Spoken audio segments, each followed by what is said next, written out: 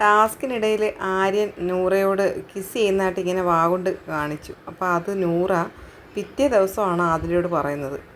ആര്യൻ എന്തോ double meaning സംസാരിച്ച സമയത്ത് നൂറയ്ക്ക് പെട്ടെന്ന് അത് ഓർമ്മ വന്നു. അത് പിറ്റേ ദിവസം ആയിപ്പോയി എന്നുള്ളതേ ഉള്ളൂ ഒരു കാര്യം. പക്ഷേ അത് കഴിഞ്ഞപ്പം ആര്യൻ സോറി പറഞ്ഞെന്ന് നൂറ പറയുന്നുണ്ട്. ആദിലയോട് ലേറ്റായി പറഞ്ഞതിന് ആദിലയും നൂറയും കൂടെ അങ്ങ് പിണങ്ങി. ആദില പറയുന്നുണ്ട്, ഒരു സംഭവം ഉണ്ടായിട്ട് ആ സ്പോട്ടിൽ പ്രതികരിച്ചില്ലെങ്കിൽ അവർക്ക് വീണ്ടും ഒരു ചാൻസ് കൊടുക്കുന്നതിന് തുല്യമാണ്. അപ്പം നിനക്കതൊരു പ്രശ്നമല്ലേ അല്ലേ എന്ന് ചോദിച്ചിട്ടുണ്ടായ രണ്ടുപേരുടെ ഉള്ള തർക്കമായിരുന്നു. അത് അനുമോളുമായിട്ട് കുറച്ച് നേരം സംസാരിച്ച് അനുമോൾ പറഞ്ഞിട്ട് ഇവർ രണ്ടുപേരും കേൾക്കുന്നില്ലെന്ന് കണ്ടപ്പോൾ അനുമോൾ അങ്ങ് എണ്ണിച്ചു പോയി. പിന്നെ രണ്ടുപേരും കൂടെ മാക്സിമം എത്രത്തോളം വഴക്കിടാമോ അത്രത്തോളം ഗാർഡൻ ഏരിയയിൽ ഇരുന്നൊക്കെ രണ്ടുപേരോട് സംസാരിക്കുകയും പിണങ്ങുകയൊക്കെ ചെയ്ത്. ആദില പറയുന്നതിനോട് നൂറ യോജിക്കാൻ തയ്യാറല്ല. നൂറ പറയുന്നുണ്ട്, ആ സ്പോട്ടിൽ എനിക്ക് ചെയ്യേണ്ടത് എന്താണെന്ന് കറക്റ്റായിട്ട് അറിയാം. ഞാൻ അവിടെ ടാസ്ക് ചെയ്തുകൊണ്ടിരുന്നതാണ്. എനിക്ക് വലുത് എൻ്റെ ടാസ്ക്കാണ്.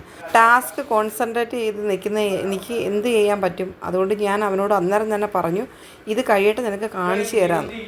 അപ്പം തന്നെ അവൻ എന്നോട് സോറിയും പറഞ്ഞു. ആ പ്രശ്നം അവിടെ തീർന്നു. പിന്നെ ഞാൻ അതിനെപ്പറ്റി ഓർത്തേയില്ല. എനിക്ക് ബോഡി പെയിനൊക്കെ ആയിട്ട് കാലും കൈയും വേദനിച്ചിട്ട് ടാസ്ക് കഴിഞ്ഞ് വന്ന് കിടന്നങ്ങ് ഉറങ്ങിയത്.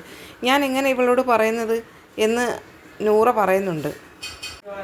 പക്ഷേ ആദില ഇതൊന്നും അംഗീകരിക്കുന്നില്ല. ആദില പറയുന്നത്, എന്തുകൊണ്ട് എന്നോട് നേരത്തെ ഇത് പറഞ്ഞില്ല എന്ന് പറഞ്ഞിട്ട് അങ്ങ് പിണങ്ങി. അപ്പം പിണക്കം മാറ്റാൻ വേണ്ടി വീണ്ടും ആദില നൂറയുടെ അടുത്ത് വന്നിട്ട് പറയുകയാണ്, ബേബി എന്നെ വേണ്ടായോ ബേബിക്ക്? അപ്പം നൂറ പറയുന്നുണ്ട്, ഇപ്പോൾ എനിക്ക് ഞാനൊരു കാര്യം പറയാം, ഞാൻ ഇപ്പോൾ ഓക്കെ അല്ല, ഇപ്പോൾ ഞാനൊന്നും പറയത്തില്ലെന്നൊക്കെ പറഞ്ഞിട്ട് നൂറ മിണ്ടാതിരിക്കുകയാണ്.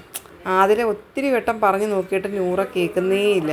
അപ്പം നൂറയുടെ പിറകെ ചെന്നിട്ട് ആദില പറയാണ്, ബേബി എന്നെ വേണ്ടായോ ബേബി, നിനക്ക് എന്നോട് പിണക്കമാണോ എന്നൊക്കെ ചോദിച്ചിട്ട് രണ്ടുപേരും കൂടെ ഹോൾ റൂമിൽ ഇങ്ങനെ ഇരിക്കുകയാണ്.